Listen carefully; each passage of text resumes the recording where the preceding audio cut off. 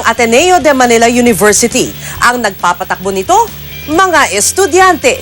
Maaga silang hinahasa para maging matagumpay ng mga negosyante. May sinagulat si TJ Manoto. Upang magbago ang pananaw ng mga estudyante na hanggang sa pagiging empleyado na lamang sila sa malalaking kumpanya, lumikha ng isang business laboratory ang Ateneo School of Management para hikayatin silang magnegosyo, ang Student Enterprise Center o JSEC.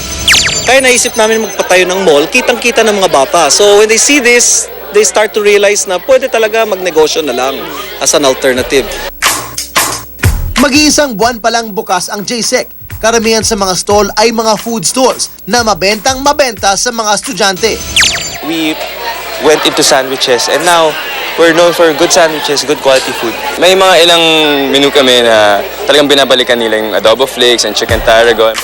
Sa loob lamang ng maikling panahon, maraming natututunan ang mga bagong negosyante sa pagsabak sa pagnenegosyo. Yung mga hindi mo matututunan sa classroom, dito mo matututunan.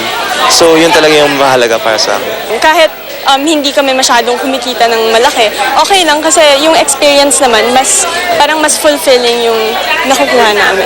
Lahat sila gustong kumita, pero gusto rin silang matutong paano kumita. No? So that's why it's an experiential learning laboratory. Mahirap magsimula sa pagnenegosyo, kaya malaking bagay na habang mga estudyante pa lamang ay may napagpraktisa na sila sa pagnenegosyo. Ang JSEC Mini Mall ay simulain ng Ateneo School of Management, pero nais nilang gayahin ito ng iba pang eskwelahan. I hope a lot of schools will do this. I think our experience here has shown that it's a great way to encourage more students to think of entrepreneurship sa career options. Para sa Bandila, TJ Manoto. Simula March 12, alas 6 hanggang alas 7 ng gabi, mapapanood po sa ABS